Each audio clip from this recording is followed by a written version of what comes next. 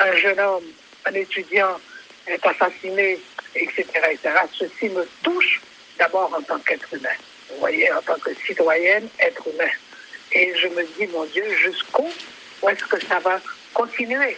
Et on est là pour observer qu'est-ce qu'il faudrait faire. Vous savez quelque chose? Si j'avais le pouvoir de décision, je proclamerais d'abord l'état d'urgence dans le pays. Quand nous sommes dans une situation d'urgence. Et la situation d'urgence n'est pas l'établissement de la dictature.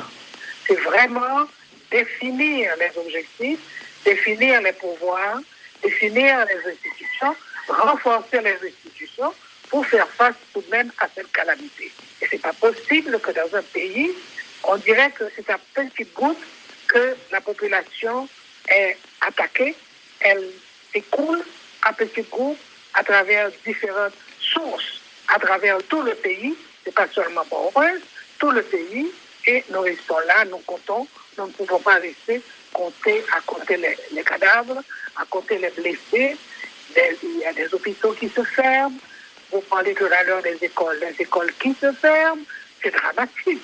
C'est quoi l'école? L'école, c'est un foyer de préparation du futur.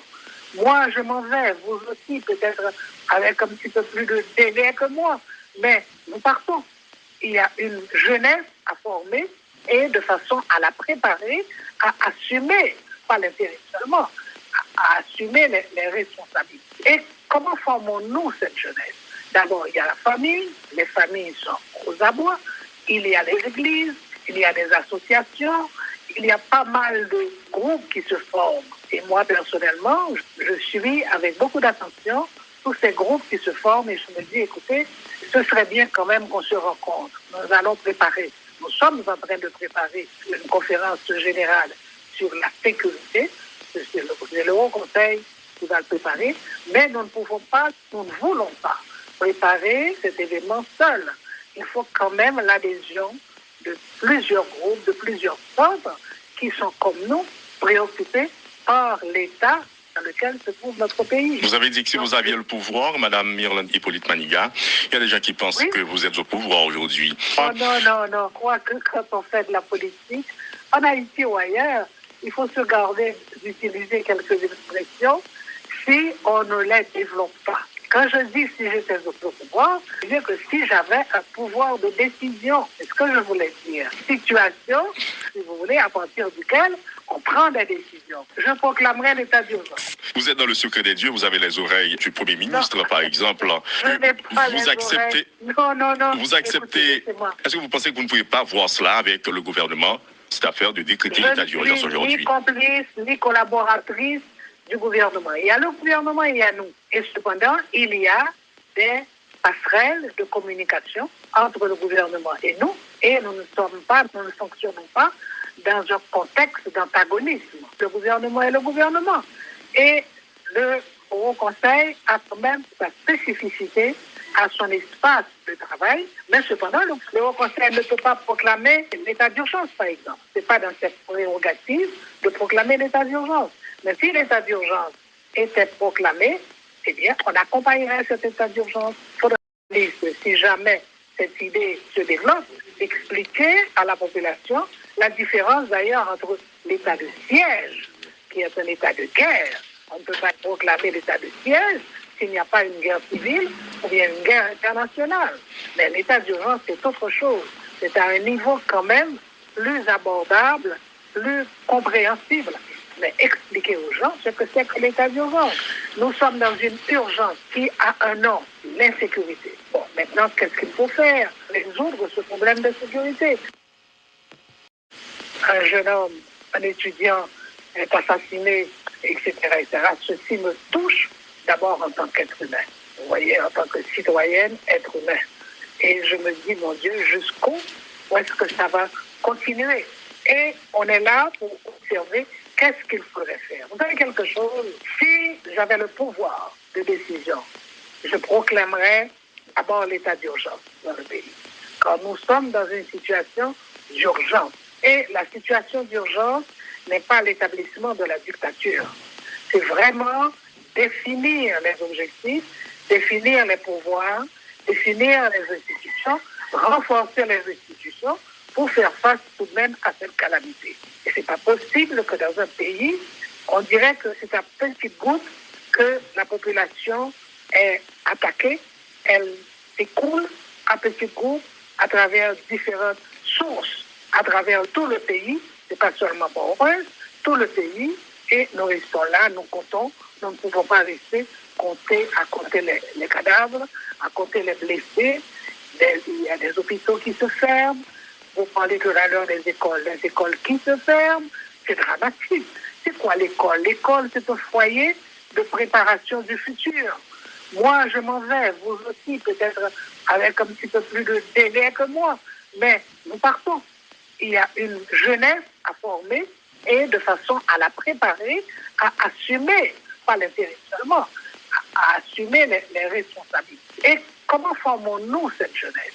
D'abord, il y a la famille, les familles sont aux abois, il y a les églises, il y a des associations, il y a pas mal de groupes qui se forment. Et moi, personnellement, je suis avec beaucoup d'attention tous ces groupes qui se forment et je me dis, écoutez, ce serait bien quand même qu'on se rencontre. Nous allons préparer, nous sommes en train de préparer une conférence générale sur la sécurité.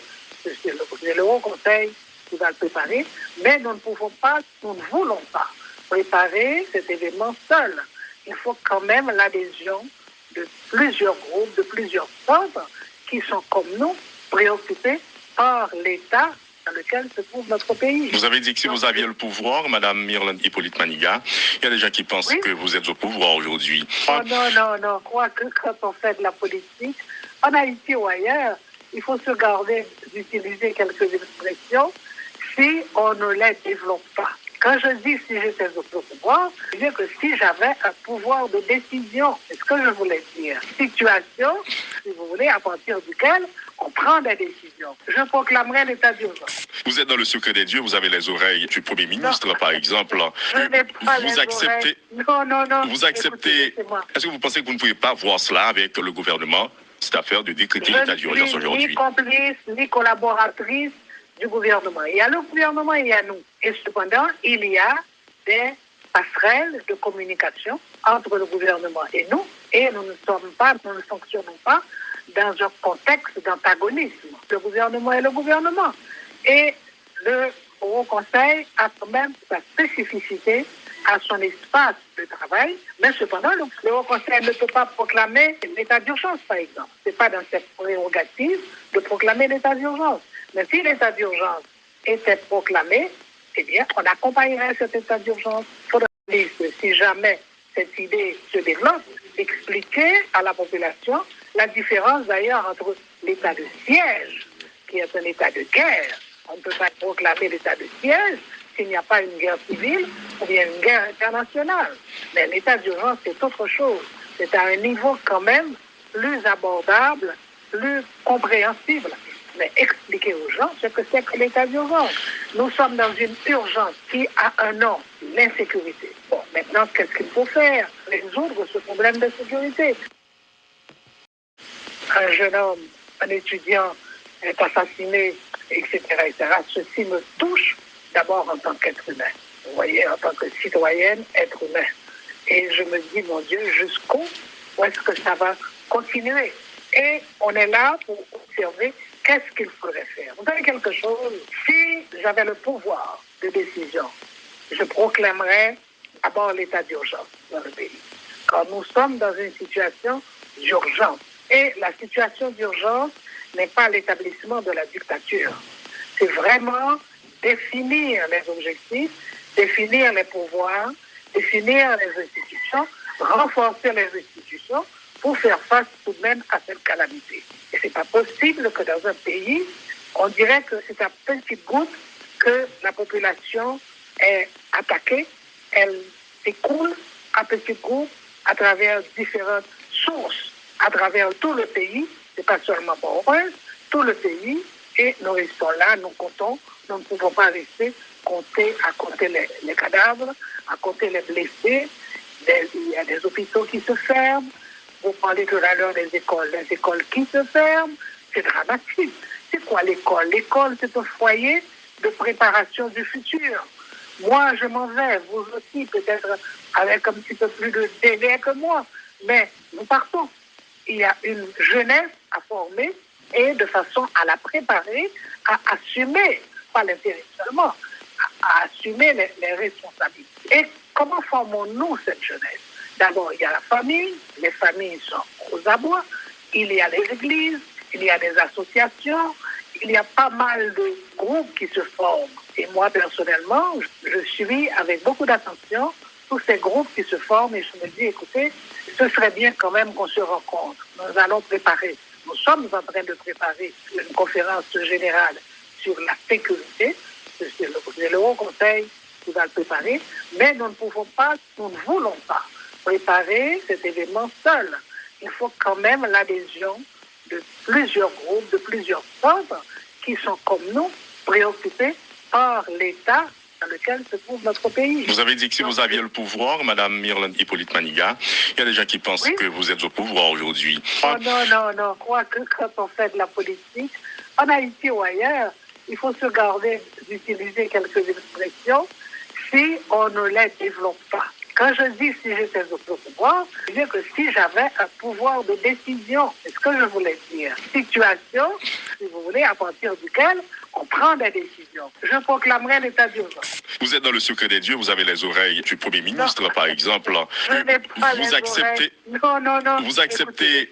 Est-ce que vous pensez que vous ne pouvez pas voir cela avec le gouvernement, cette affaire de décréter l'état d'urgence aujourd'hui? Je ne suis ni complice, ni collaboratrice du gouvernement. Il y a le gouvernement et il y a nous. Et cependant, il y a des passerelles de communication entre le gouvernement et nous ne ne fonctionnons pas dans un contexte d'antagonisme. Le gouvernement est le gouvernement.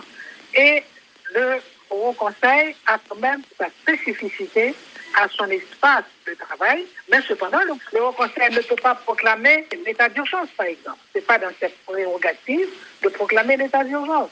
Mais si l'état d'urgence était proclamé, eh bien, on accompagnerait cet état d'urgence. Il faudrait que si jamais cette idée se développe, expliquer à la population la différence d'ailleurs entre l'état de siège, qui est un état de guerre. On ne peut pas proclamer l'état de siège s'il n'y a pas une guerre civile ou bien une guerre internationale. Mais l'état d'urgence, c'est autre chose. C'est à un niveau quand même plus abordable, plus compréhensible. Mais expliquer aux gens ce que c'est que l'état d'urgence. Nous sommes dans une urgence qui a un nom, l'insécurité. Bon, maintenant, qu'est-ce qu'il faut faire? Résoudre ce problème de sécurité.